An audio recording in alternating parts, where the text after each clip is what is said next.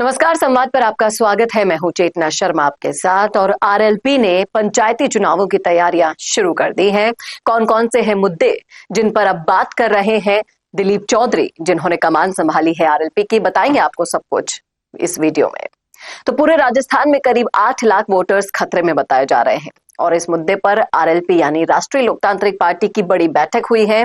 और सवाल यहाँ पर यह है कि ये वोट जो कटे हैं उनका क्या होगा, एसआईआर क्या है, इससे आम आदमी को क्या नुकसान हो सकता है और क्या 15 तारीख के बाद सब खत्म हो जाएगा। इन सारी बातों के, इन सारे सवालों के जवाब जानने के लिए जुड़े रहेगा आखिर तक हमारे साथ।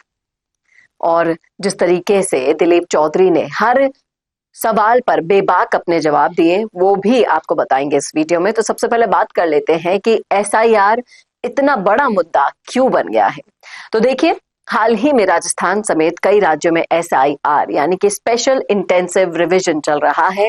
मतलब कि वोटर लिस्ट की दोबारा से गहन जांच हो रही है और दिक्कतें इसमें ढेर सारी आई, लेकिन उन दिक्कतों को पार करने के बाद बात हो रही है गरीब मजदूरों की, किसानों की, छोटे व्यापारियों की और उन लोगों की जो रोजी रोटी के लिए राजस्थान से बाहर रहते हैं। इन लोगों तक एसआईआर की सही जानकारी अभी तक पहुंच ही नहीं पाई है। और आरएलपी ने इस मुद्दे पर अपनी अहम बैठक ली और जिस तरीके से जयपुर में आरएलपी के प्रदेश प्रभारी दिलीप चौधरी जी की मौजूदगी में 41 जिलों के प्रभारियों की बेहद अहम बैठक हुई, उसका फोकस ही यही था कि कैसे गलत तरीके से कटे हुए वोट वापस जोड़े जाए। क्योंकि इस बैठक में साफ कहा गया कि अगर BLA 1 और BLA 2 यानी बूथ लेवल एजेंट्स एक्टिव नहीं रहेंगे तो हजारों नाम ऐसे ही कटते रहेंगे। क्योंकि सबसे बड़ा झटका लगा है 8 लाख वोटर्स के कटने का, क्योंकि जिनके नाम दोबारा दर्ज ही नहीं हो पाए हैं ऐसे लोग करीब 8 लाख के हैं। क्योंकि उन्हें डॉक्यूमेंट्स की पूरी जानकारी नहीं थी, इसलिए भी उनका नाम कट गया। समय पर कागज जमा नहीं हो पाए, इसलिए भी उनका नाम कट गया। या वो बाहर काम करने चले गए और जल्दी से फैसला नहीं ले पाए कि क्या करना है क्या नहीं करना है, और नतीजा नाम सीधा वोटर लिस्ट से आउट। अब जो 15 तारीख दी है वो क्या वाकई में आखिरी मौका है? क्योंकि चुनाव आयोग ने 15 तारीख तक आपत्ति और दावा पेश करने का समय तो दे दिया।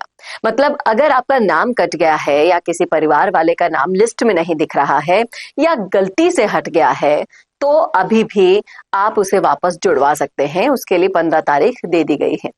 तो आरएलपी ने अपने सारे कार्यकर्ताओं BLA 1, BLA 2 और जिला प्रभारियों को स्पष्ट निर्देश दे दिए हैं कि ऐसे परिवारों तक खुद पहुंचे, उन्हें जानकारी दें, उनसे फॉर्म भरवाएं, मदद करें उनकी। और जिस तरीके से इन सबको करने का फायदा क्या होगा, पंचायती राज चुनाव में आरएलपी की मजबूती होगी।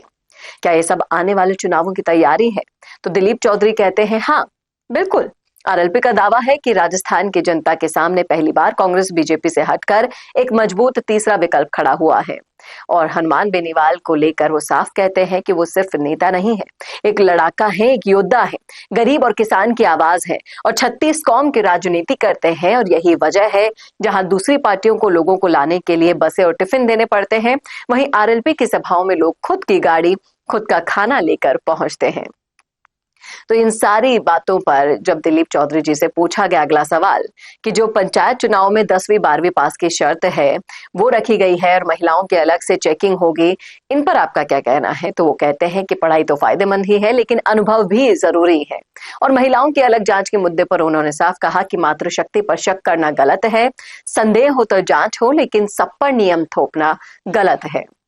इसी तरीके से जब उनसे स्टिंग ऑपरेशन जो हाल ही में हुआ और राजनीति पर बात की गई, तीनों विधायकों पर बात की गई, तो उनका कहना था कि राजनीति में ईमानदारी सबसे बड़ी पूंजी है। छवि गिरी तो सब खत्म और जो गलत करेगा वो कानून से नहीं बच सकता। और 2028 को लेकर आरएलपी ने एक निर्णय कर लिया है कि पंचायत चुनाव से तो 2028 की नींव पड़ ही जाएगी। आरएलपी पूरे प्रदेश में मजबूती से लड़ेगी और राजस्थान की राजनीति में बड़ा बदलाव लाएगी।